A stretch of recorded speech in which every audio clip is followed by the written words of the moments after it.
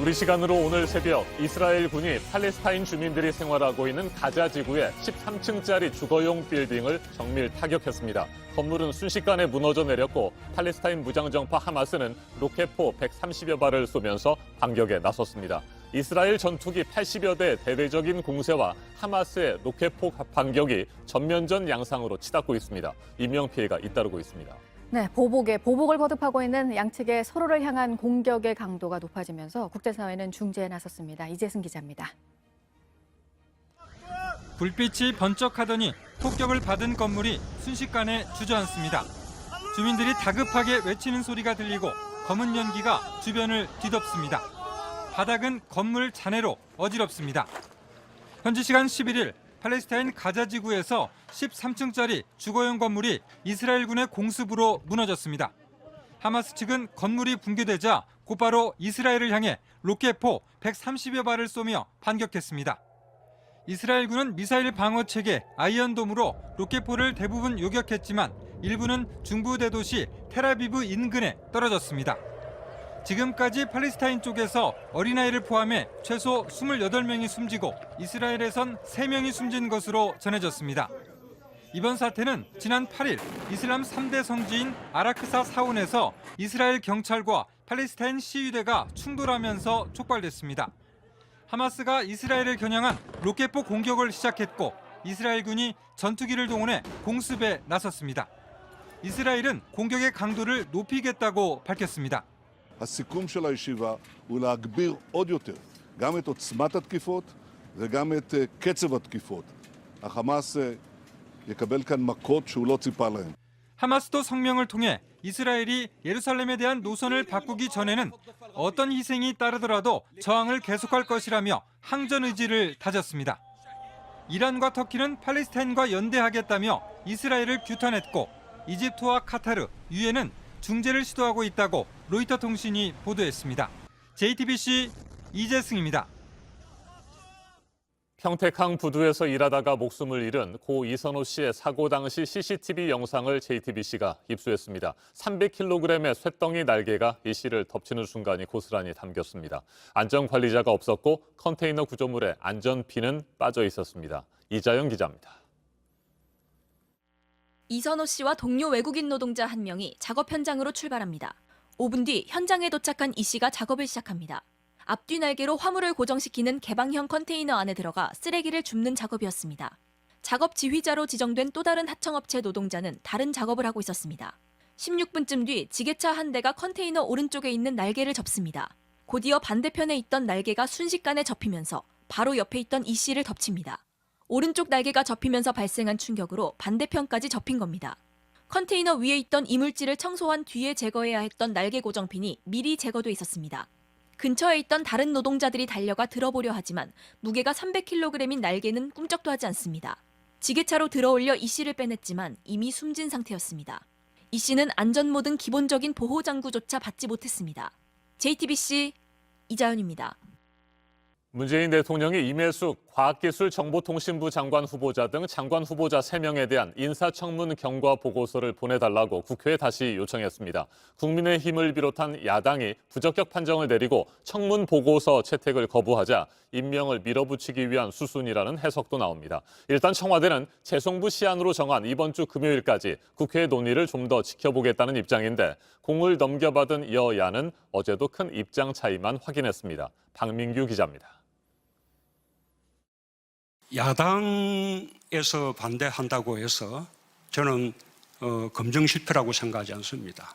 국회의 논의까지 다 지켜보고 종합해서 청문회가 무한주기식으로 흐르고 있다는 불만과 함께 장관 후보자 지명 이유를 조목조목 설명했던 문재인 대통령. 결국 국회에서 처리가 불발된 청문 보고서를 다시 보내달라고 요청했습니다. 도덕성 논란이 불거진 임혜숙, 박준영, 노형욱 후보자 3명 모두에 대해서입니다. 문 대통령이 제시한 시한은 금요일까지 나흘. 앞서 박범계 추미애 법무장관 임명을 앞두고는 당장 다음 날까지 보고서를 보내달라고 했고 조국 전 법무장관과 유은혜 사회부총리 겸 교육부 장관 임명 땐 나흘로 시한을 정한 바 있습니다.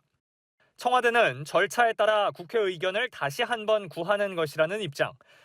다만 3명 전원 임명 결론을 낸 건 아니라며 아직 사흘이 남은 만큼 국회 논의를 다시 지켜보겠다는 기류입니다. 하지만 국회에선 김부겸 총리 후보자 인준안 처리도 불발됐습니다. 총리 인준이 먼저라는 민주당과 장관 후보자 거취와 연계해 논의하자는 국민의힘이 이견을 좁히지 못한 겁니다. 우선 이 국무총리 그 인준안 처리에 협조를 해주신다면 정말 정성과 성의를 다해서 스스로 자신의 대선 욕심 때문에 그만두셨고 그걸 대통령께서 용인하신 마당에 그 국정 공백 상황을 이유로 해서 청와대는 여야의 극적 타결 가능성도 기대하고 있지만 대치가 이어질 경우 문 대통령은 다음 주 장관 후보자 셋 가운데 전부나 일부를 또다시 야당 동의 없이 임명하게 될 전망입니다. JTBC 박민규입니다. 네, 이번에는 국내외 코로나 상황 보겠습니다. 먼저 국내 신규 확진자 수는 휴일 영향이 사라지면서 오늘 600명대로 발표가 될 것으로 보입니다. 방역당국이 지금 또 눈여겨보고 있는 것 가운데 하나가 돌파 감염이라고 해서요. 백신을 맞고 면역이 생기는 기간이 지났는데도 감염이 되는 건데 이 돌파 감염으로 추정되는 사례들이 국내에 있습니다. 아직 검증 사태를 더 거쳐야 하는데 어떤 백신이든 효과가 100%라고 단언할 수는 없어서 가능성이 있다는 게 당국의 설명입니다. 윤재영 기자입니다. 경남 창원에 사는 30대 A씨는 한 대기업에 다니고 있습니다. 지난 3월부터 이달 초까지 업무 때문에 러시아에 있었습니다. 그 사이 러시아 백신인 스푸트니크 V를 맞았습니다. 그리고 지난 8일 국내로 들어왔습니다. 해외 입국자분이시니까 검사를 받으러 오시라고 항상 연락을 드리거든요. 네네. 그때 확진된 게 나왔고요. A씨가 2차 접종을 한 날짜는 지난달 24일입니다. 백신을 맞고 항체가 형성된다는 2주가 지나서 양성이 나온 겁니다. 백신 접종을 완료한 이후에 면역 형성 기간인 2주 동안 지난 이후에 감염이 된 사례를 돌파 감염이라고 노출 시점 자체가 언제 노출됐는지를 확인하기 어렵기 때문에 이것은 추정된다. 이번이 처음이 아닙니다. 경기 동두천시 미군기지의 한국군 지원단인 카투사 한 명도 사흘 전 확진됐습니다. 지난 3월에 1회 접종만 해도 되는 얀센 백신을 맞았습니다. 앞서 또 다른 카투사도 지난달 초 얀센 백신을 맞은 뒤 한 달여 만에 확진됐습니다. 미국 질병통제예방센터에 따르면 미국에서도 이런 돌파 감염은 9,200여 명가량 됩니다. 2차 접종을 마친 9,500만 명 가운데 0.01% 수준입니다. 변이주가 감염이 됐을 경우에는 그 항체가 그거를 저항을 못해서 감염이 됐을 수가 있고요. 아주 낮은 비율로는 그 항체 생성 또는 T세포 면역 이것들이 잘 형성이 안 됐을 경우에는 감염이 될 수가 있는 거죠. 하지만 백신을 맞으면 감염되더라도 중증으로 갈 가능성은 크게 줄어든다고 전문가들은 강조합니다.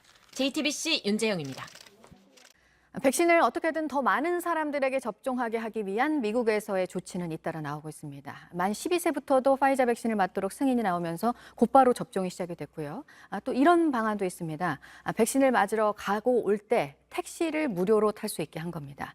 뉴욕에서는 이제 지하철역에서 어디 사는지와 상관없이 백신을 맞을 수 있습니다. 워싱턴 임종주 특파원이 전해왔습니다. 차량 공유 서비스를 제공하고 있는 우버와 리프트 차량입니다. 미국에서 백신을 맞는 사람들은 이 차를 무료로 이용할 수 있게 됩니다. 집과 접종소를 오갈 때 모두 공짜입니다. I promise you, we're going to have enough vaccine for every single American. But we are going to be engaged in working with other countries. 무료 승차는 2주 안에 앱이 개발되는 대로 시작돼 오는 7월 4일 독립기념일까지 한시적으로 운용됩니다. 이날까지 미국 성인의 70%가 적어도 한 번은 백신을 맞게 하겠다는 바이든 대통령의 목표를 달성하려는 조치입니다. We are in a race between the vaccine and the virus. If left to its own devices, will continue to surge. 12살까지의 청소년에 대한 접종도 시작됐습니다. 보건당국이 16살 이상이던 화이자 백신 긴급 사용 승인 대상을 12살 이상으로 낮춘 지 하루 만입니다. I'm going to be able to go more places without being scared of getting COVID-19, and I'll be able to just feel safer anywhere. 뉴욕에선 이번 주 지하철과 기차역 8곳에서 백신을 놔주기로 했습니다. 관광객도 맞을 수 있고 접종자에겐 일주일간 무료로 쓸 수 있는 교통카드도 나눠줍니다. 켄터키주는 복권을 살 수 있는 쿠폰을 주기로 했습니다. 미국 성인 중 백신을 한 번이라도 맞은 사람은 58.5%이고 45%는 접종을 모두 끝냈습니다. 그러나 최근 하루 평균 접종 횟수가 지난달 중순에 비해 절반 가까이 급감하는 등 접종을 망설이는 현상이 두드러지고 있습니다. 워싱턴에서 JTBC 임종주입니다. 인도는 그야말로 아비규환 상태죠. 인도발 변이 바이러스에 대해서는 세계보건기구가 다른 변이 바이러스보다 전염성이 높다면서 우려 등급으로 분류를 한 상황입니다. 3, 4천 명대의 사망자가 매일 나오는 상황에서 강변에는 시신들이 떠내려오고 있는데 화장을 하는 비용이 너무 비싸서 시신을 강물로 떠내려 보낼 수밖에 없다고 주민들은 말하고 있습니다. 김혜미 기자입니다. 인도 북부 북사르 지역의 겐지스 강변입니다. 곳곳에 시신이 떠밀려 와 있습니다. 현지 언론은 최소 159 이상의 시신이 발견됐다며 코로나로 사망한 사람의 시신으로 보인다고 전했습니다.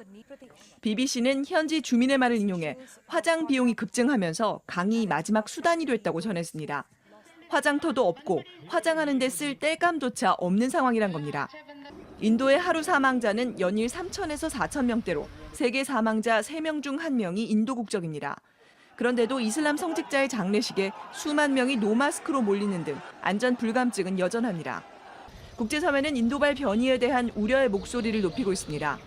세계보건기구는 인도발 변이를 관심 변이에서 위험성이 높은 우려 변이로 재분류하기로 했습니다. There is some available information to suggest increased transmissibility of B1617, and as such, we are classifying this as a variant of concern at the global level. 앤서니 파우치 미국 백악관 의료고문은 인도 전역에 봉쇄령을 내려야 한다며 모디 총리의 결단을 촉구했습니다. 외교부는 인도의 우리 교민 173명이 확진됐고 이 중 3명이 사망했다고 밝혔습니다. JTBC 김혜미입니다.